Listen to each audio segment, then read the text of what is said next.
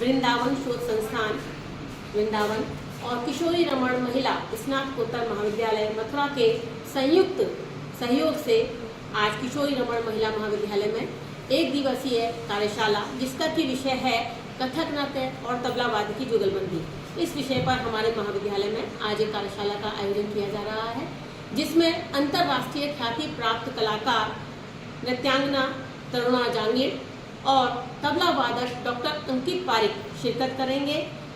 इस जुगलबंदी में जो बोल तबले पर बजाए जाएंगे उनको डॉक्टर तरुणा जांगीर अपने घुटनों के माध्यम से कथक नृत्य में प्रतिध्वनि करेंगी। तो आइए देखते हैं आज के इसका गायन, वादन और नृत्य, ये तीनों मिलकर ही संगीत कहलाते हैं। ये तीनों ही कलाएं आपस में भिन्न हैं, लेकिन फिर भी अपनी पूर्ण अभिव्यक्ति के लिए एक दूसरे पर आश्रित हैं। कथक नृत्य शैली में नर्तक तबले से निकलने वाले एक एक बोल को बहुत ही सफाई के साथ अपने घुंघरूओं से प्रतिध्वनि करते हैं। इसको तबला वादक और कथक नृत्यकार के बीच सवाल जवाब करना भी कहते हैं। तो ऐसे ही कुछ सवालों का जवाब आज हम यहाँ पर सुनेंगे, देखेंगे और उनका परिचय प्राप्त करेंगे। परंतु माँ सरस्वती के आशीर्वाद के बिना कोई भी कार्यक्रम अपूर्ण ही रहता है।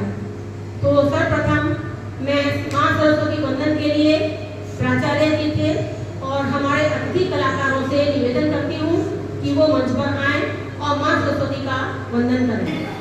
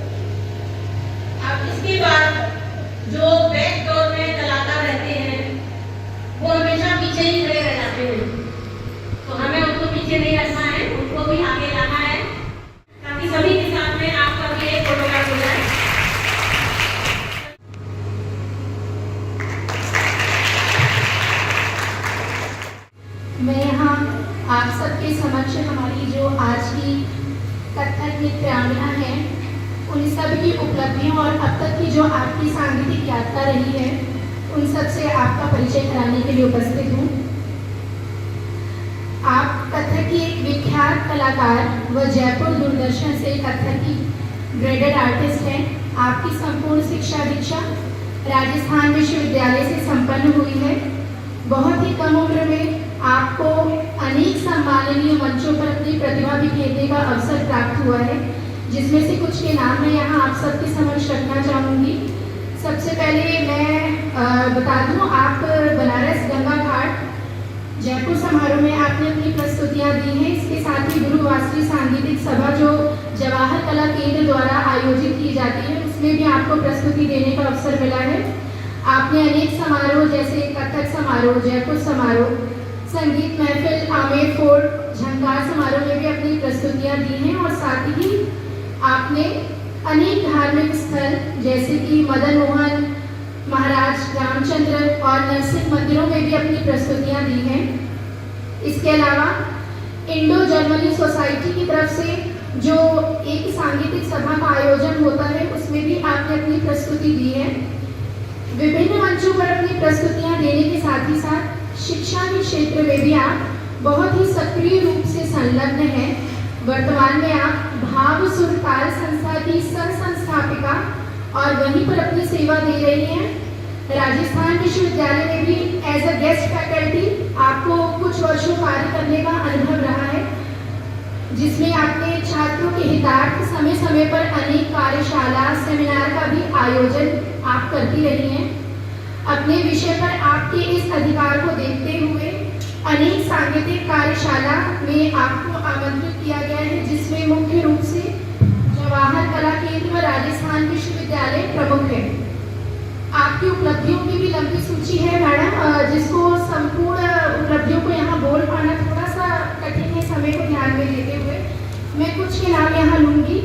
अखिल भारतीय सांस्कृतिक संघ में से आपको बेस्ट डांसर अवार्ड, सुर नर्तकी सुर नुपुर मयूरी अवार्ड से भी आपको सम्मानित किया गया है। उपलब्धियों और पुरस्कार की बात करें तो आपने उस्ताद जाकिर हुसैन जी से पद्म भूषण और छत्तीसगढ़ सरकार द्वारा स्वर्ण पदक प्राप्त किया है।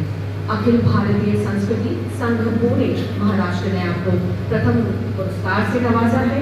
तबला के क्षेत्र में उत्कृष्ट प्रदर्शन के लिए ट्रिबेट एसोसिएशन पेरिस फ्रांस द्वारा प्रमाण पत्र प्रदान किया गया है।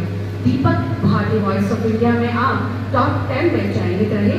अनेक राष्ट्रीय वरिष्ठ मंत्रालयों एवं संस्थाओं द्वारा छात्रवृत्ति प्राप्त करने का गौरव हासिल रहा है। डॉक्टर अंकित पारिक जी का व्यक्तित्व एक विराट व्यक्तित्व रहा है, जहां सीखने व सिखाने की असीम चेष्टा दिखाई पड़ती है।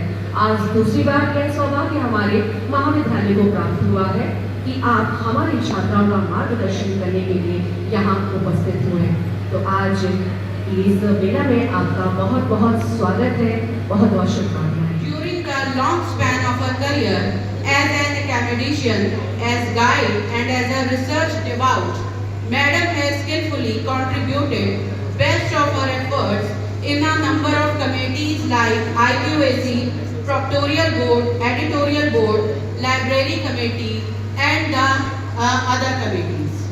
Her versatility and exuberance have been evinced further as being an NSS program officer for 8 long years, NCC officer for 3 long years and coordinator of IGNU for 6 years. Apart from these, many other significant tasks and projects have been accomplished during the long span of service by her. हमारे बीच में जो एक नन्हा मुन्ना बाल कलाकार है, सबसे पहले उसकी एक क्षणिक प्रस्तुति का आनंद लेते हैं।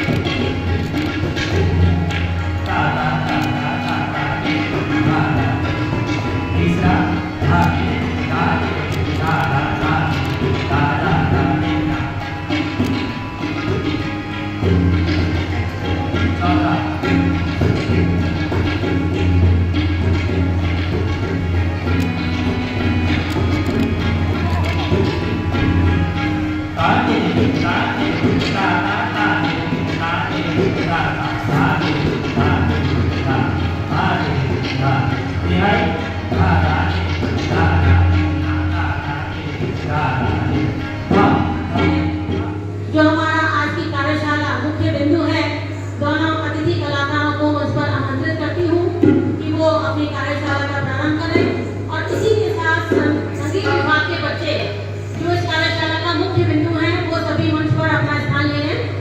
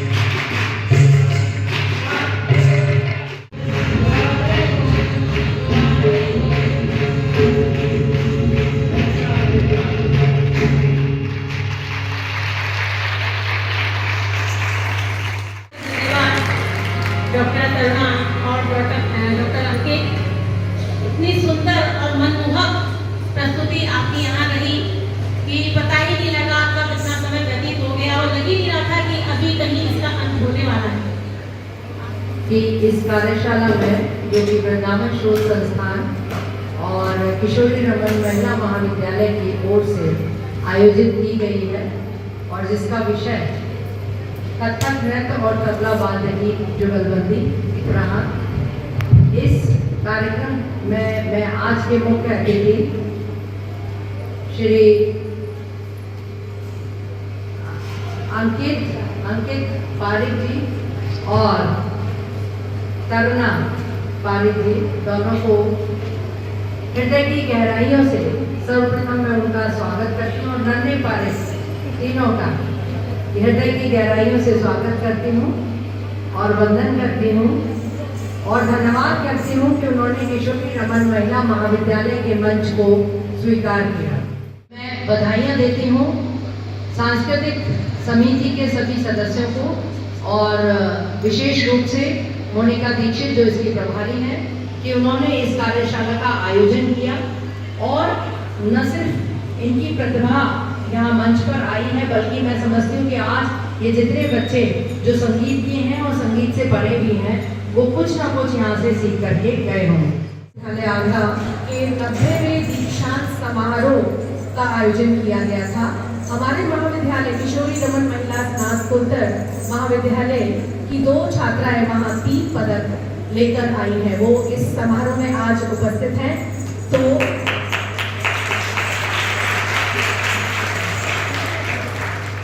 कौन सा पदक किस छात्रा ने जीता है मैं थोड़ा सा विवरण यहाँ पर आपके समक्ष प्रस्तुत करती हूँ।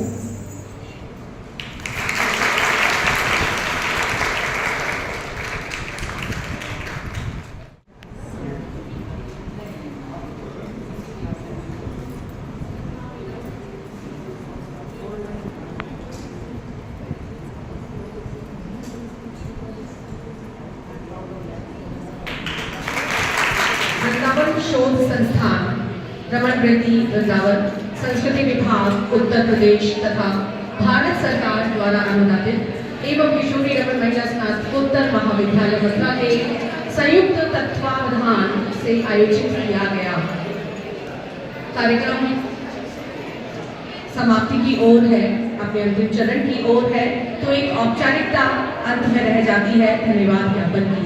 वही औपचारिकता यहाँ मैं निभा रही हूँ।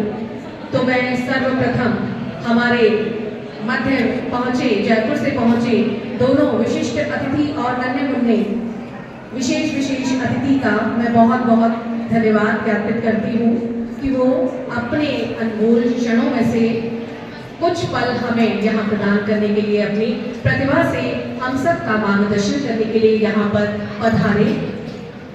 दूसरा, मैं अपने महाविद्यालय की प्राचार्य का हृदय दिल से बहुत बहुत आभार व्यक्त करती हूँ कि उन्होंने इस कार्यक्रम को पूर्ण रूपेण सफल बनाने में अपना पूरा योगदान प्रदान किया। अगर उनकी सकारात्मक पहल ना रहती, सकारात्मकता ना रहती कार्यक्रम में, तो शायद ये कार्यक्रम इतना उम्दा ना होता, शायद हम आगे ना बढ़ पाते। लेकिन हमेशा उनका जो सकारात्मक पक्ष है वो हमेशा हमें आगे बढ़ने के लिए उत्साहित करता है, प्रोत्साहित करता है।